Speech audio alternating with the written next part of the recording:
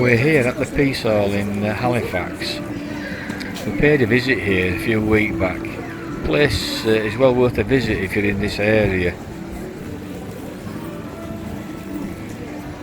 In the quadrangle on the ground area there's plenty of eating places where you can get eats, drinks, ice cream, everything you can think of. Upstairs on the second floor there's numerous shops. This is where I'm going to go and walk around. I'm going to do a real-time walk from the start and then finish up at this point. I'm going up these stone steps now. There's also lifts available for people that find it difficult to climb upstairs.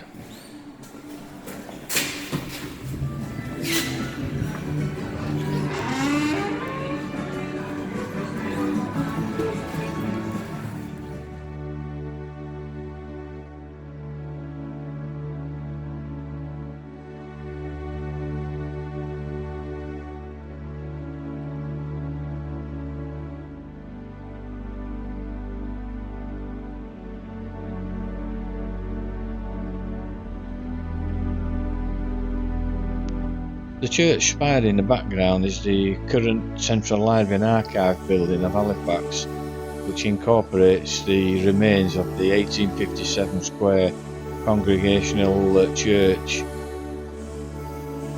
The church occupied this site for 112 years between 1857 and 1969.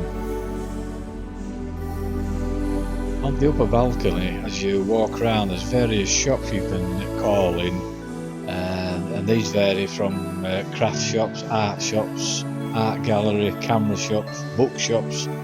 There's quite a huge variety to see. Unfortunately, on this day we visited, a lot of them weren't open, all due to this COVID.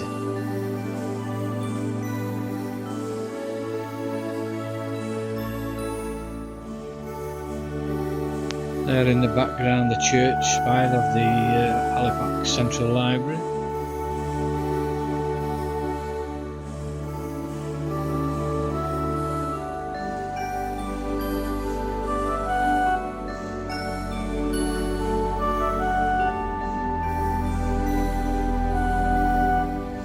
Dating from 1779, when it was built as a cloth hall for the trading of pieces of cloth, 30-yard length of woven woolen fabric produced on hand loom. The Piec Hall was the most ambitious and prestigious of its type, and now stands in splendid isolation as the only remaining example. It is one of Britain's most outstanding Georgian buildings.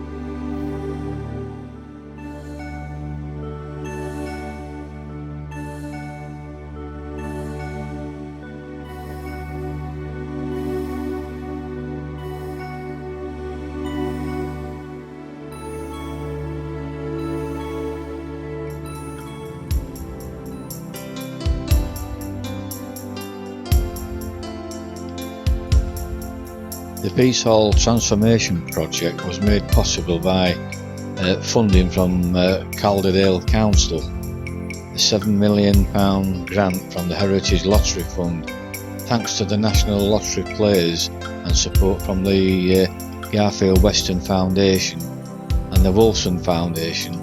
The Piec Hall Trust, an independent charity, runs the building for public benefit and to ensure its substantial future. The original quarry, Cromwell, from which the stone was sourced when the Piec Hall was built in the 18th century, was unable to supply stone in sufficient quantities for the project. As a result, the fine-grained Carboniferous sandstone used was sourced from Lower Edge Quarry, supplied by Rand and Asquith. Rand and Asquith, which is just over the hill from the Cromwell site. This means that petrologically and microscopically it's an excellent match. Where stone replacement was required, the meticulous methodology was adhered to. This included extensive propping and protection of the historic building to allow for the installation of new and measures to allow the building to settle back. Traditional lime mortars were used to exact specifications to ensure the most appropriate match and final finish.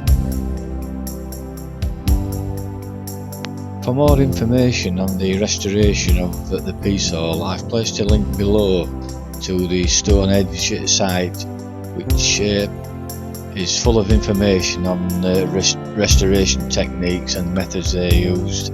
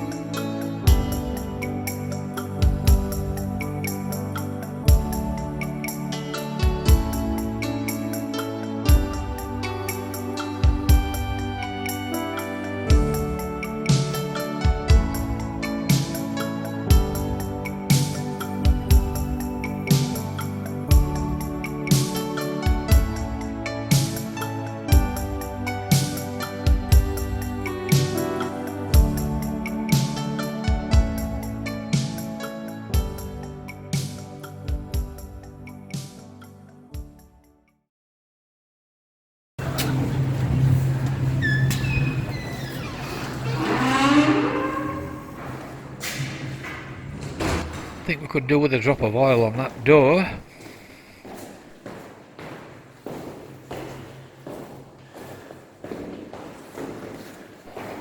Well, that concludes my short walk around the Piec Hall. I hope it was of interest to you, and thanks for watching.